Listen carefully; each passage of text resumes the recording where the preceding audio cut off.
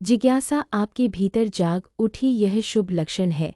अब आपकी साधना प्रारंभ होती है। जिज्ञासु बनना प्रथम कर्तव्य है और उस जिज्ञासा को साधना में बदल देना आपका पुरुषार्थ है। यदि यह ज्ञान संवाद आपको उपयोगी लगे तो इसे अपने मित्रों तक पहुंचाना भी एक साधना होगी, और इसके लिए मैं आपको साधुवाद देती हूँ। आपने यदि इसे सुना, समझा और आत्मसात किया तो यह आपका आत्मिक पुरुषार्थ होगा। यदि आपका कोई प्रश्न हो तो आप स्वामी जी से प्रश्न भी कर सकते हैं। समाधान पाना आपका जन्म सिद्ध अधिकार है। बलवान और स्वस्थ आप आम खाएं बिना भी रह सकते हैं ना।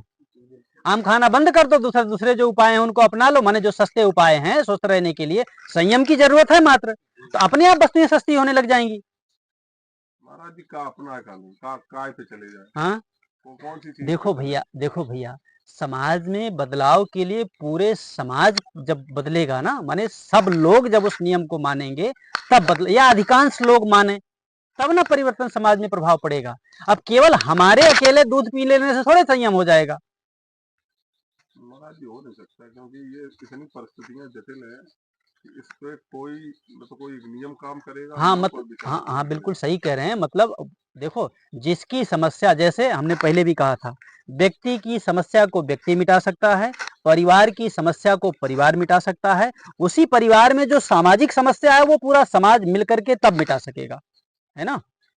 अपने जीवन की जो व्यक्तिगत समस्याएं हैं वो व्यक्ति को स्वयं मिटाना पड़ेगा। माने जिसकी जो समस्या है, जैसे दुनिया की जो समस्या है, दुनिया के सारे लोग जब तक नहीं मिलेंगे तब तक नहीं, माने जिसकी समस्या है उसी को मिटाना पड़ेगा वो।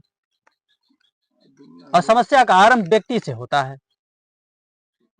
समस्या कभी मिटेगी नहीं, जटिल ही होती जाएगी। हाँ बिल्कुल सही कह रहे हैं, क्योंकि अब उसी दिशा में जा रहे हैं ना सब लोग।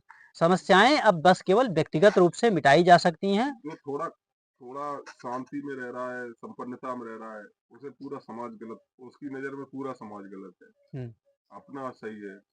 और जो व्यक्ति थोड़ा परेशान है, उसे लगता है कि सब लोग मेरा शोषण कर रहे हैं, हम परेशान। बिल्कुल ऐसे ही लग रहा है। तो पहले तो विचार ही ऐसे है महाराज जी की किसी को किसी से समझाया नहीं जा सकता है। सही बात है। अब वो तो बस केवल वही एक उपाय हो सकता है कि बलपूर्वक किसी के मन को पकड़ लिया जाए। तो कितने का पकड़ेंगे? हाँ, सबका तो पकड़ना संभव भी नहीं है, और फिर प्रकृति के विरुद्ध हो जाएगी ये तो बात।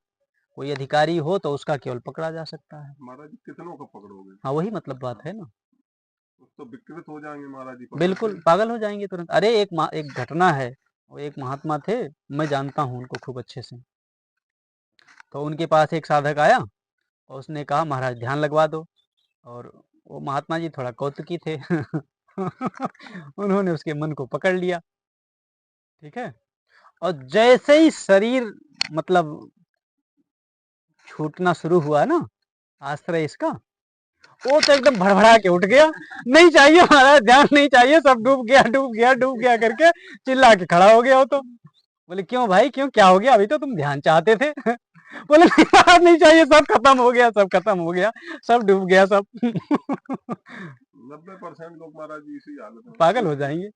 वो तब भी इतना माने ये व्यक्ति ये कल्पना ही नहीं कर सकते हैं। 90 क्या, 99% कहना चाहिए, 90 भी नहीं, 99% भी मैं ज्यादा ही कह रहा हूँ, ठीक है। हाँ वो तो करोड़ों में, हाँ करोड़ों में एक दो लोग बिल्कुल भैया। बिल्कुल मतलब मनुष्य की वर्तमान में सामाजिक ये व्यवस्था, चाहे जितना धर्म कर्म की बात सब करते रहें, टीका चंदन कंठी माला, हनुमान जी, राम जी, श्री कृष्ण और राधा रानी, फलाना ढिमाका, और जो कुछ भी करते रहे, अपने इष्ट का नाम लेते रहे, मंत्र जपते रहे, लेकिन जहां ये सुनने को मिलता है ना कि महाराज शरीर से अलग होना पड़ेगा, हाँ एड़ी का पसीना माथे पे पहुंच जाता है, मरने की कगार पे हो, वो भी नहीं मानेगा महाराज। इस कल्पना भी असह्य हो जाती है कि अरे शरीर के बिना रहेंगे कैसे।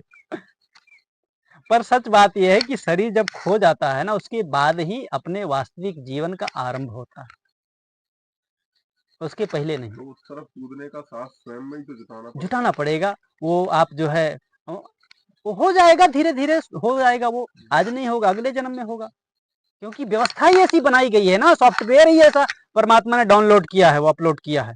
इंजीनियर उसका जिसने बनाया है ना, वो बनाया ही ऐसा है कि तुम्हें वही करना ही पड़ेगा। तो वो मार्ग है ऐसा कि हाँ, उधर चलोगे तो ही तो नहीं चलना पड़ेगा ही, चाहे आज चलो चाहे 1 लाख साल बाद चलो, और कोई उपाय नहीं, अथवा फिर चक्कर काटते रहो।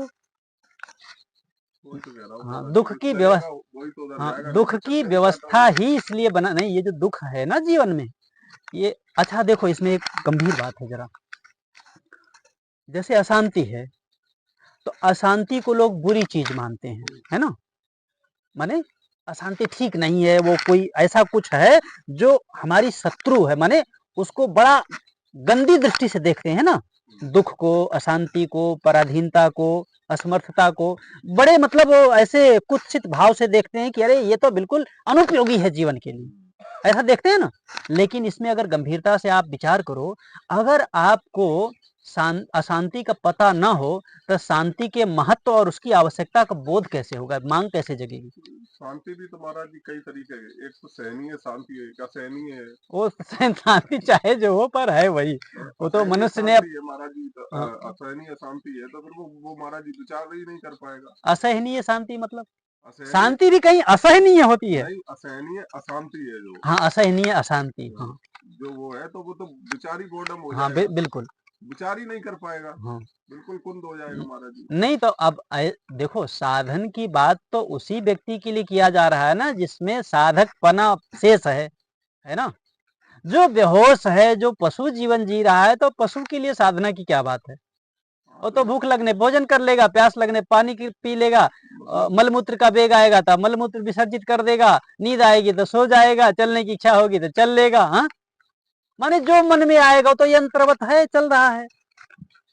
यदि इस ज्ञान चर्चा से आपको कोई लाभ मिला हो, जीवन के लिए उपयोगी लगा हो, तो अपने मित्रों से भी इस ज्ञान चर्चा को साझा करें, आगे भी इस चैनल से जुड़े रहें और अपने मित्रों को भी इस ज्ञान यज्ञ में सहभागी बनाएं तथा उन्हें भी इससे जुड़ने के लिए प्रेरित करें। यदि आपका कोई प्रश्न है तो आप स्वामी जी से प्रश्न उत्तर भी कर सकते हैं। बहुत बहुत साधुवाद। सर्व समर्थ भगवान आप सभी का परम मंगल करे।